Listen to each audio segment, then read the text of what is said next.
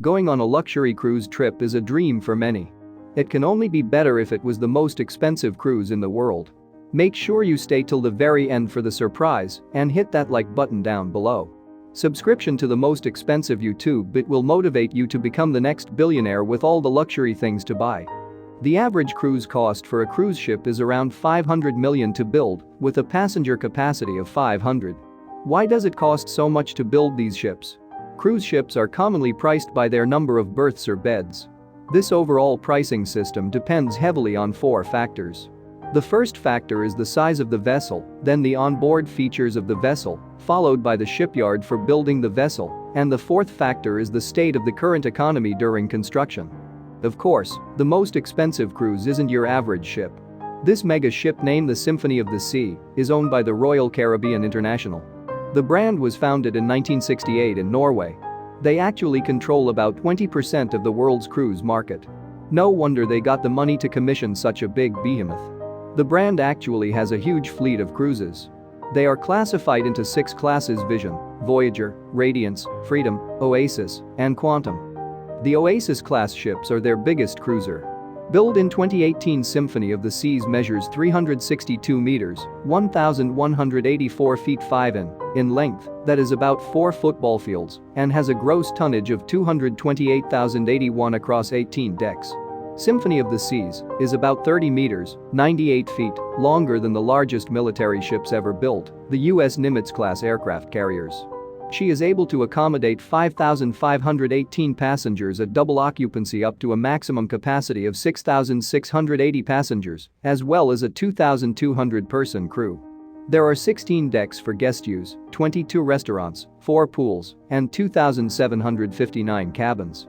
There are many facilities include a children's water park, a full-size basketball court, an ice skating rink, a zip line that is 10 decks high, a 1,400-seat theater, an outdoor aquatic theater with Olympic height platforms, and 2 43-foot, 13 meters, rock climbing walls.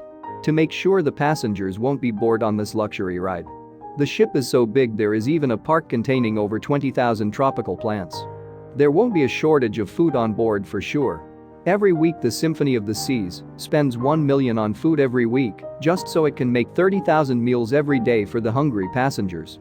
Having 6 freezers means they can buy 700 pounds of ice creams. They prepare 15,000 pounds of beef and 9,700 pounds of chicken per week. With the help of 280 chefs working in 2 shifts cooking for 24 hours. Symphony of the Seas has energy-efficient design, lowers the need of power on board to 85 megawatt versus the 100 megawatt normally found on Oasis-class ships. One of the key design features is the use of only LED or fluorescent lights in order to avoid the heat generation from incandescent bulbs, thereby reducing the load on air conditioning systems. Additional energy efficiency is accomplished by using a 2 megawatt steam turbine to recover waste heat from the engines and converting it into energy to power a portion of the onboard hotel load. For propulsion, Symphony of the Seas uses 3 20,000 kilowatt Azipod main engines, which are electric thrusters. These engines are mounted under the stern of the ship, and they each drive 20-foot wide rotatable propellers. In addition to the 3 main engines, there are 4 bow thrusters used for docking, each with 5,500 kilowatts of power or 7,380 horsepower.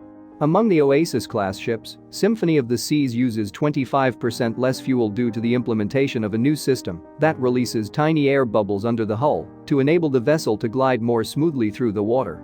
The air layer also reduces excitation from the propellers, which cuts noise and vibration levels in the aft part of the ship.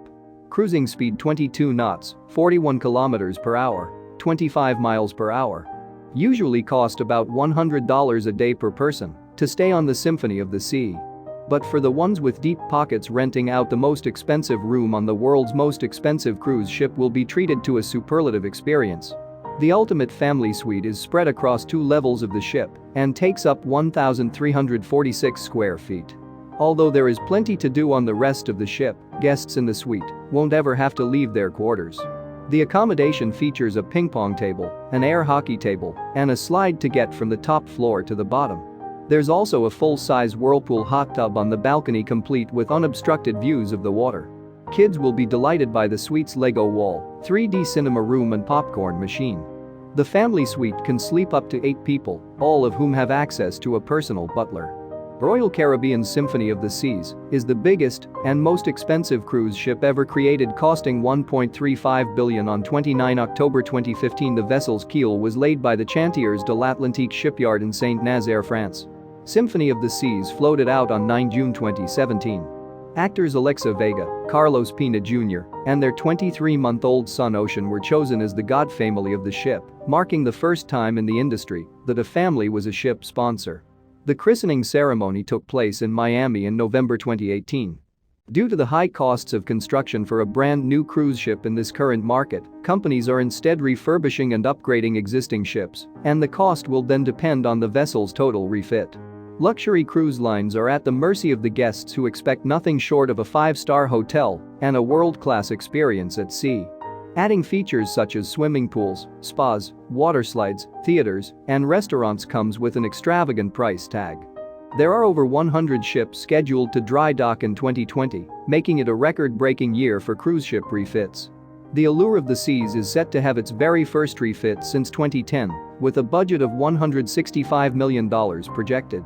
The Explorer of the Seas will also have a refit worth $110 million to bring it up to standard with the latest features available to the Royal Caribbean fleet. Cruise ships have an average lifespan of about 30 years, and with increasing costs and strict environmental regulations being developed each year, it is commonly a logical choice to refit rather than to repurchase or retire a ship. There is a new concern for companies who want to try and renovate older ships, as a new regulation to reduce the emission of sulfur that the ship produces comes into action in 2020.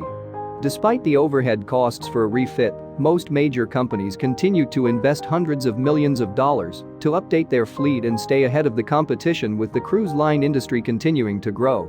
Research shows that the cruise line industry is now worth over $45.6 billion, 2018. Now, going on the cruise ship is great and relaxing, but it is still at the mercy of the weather.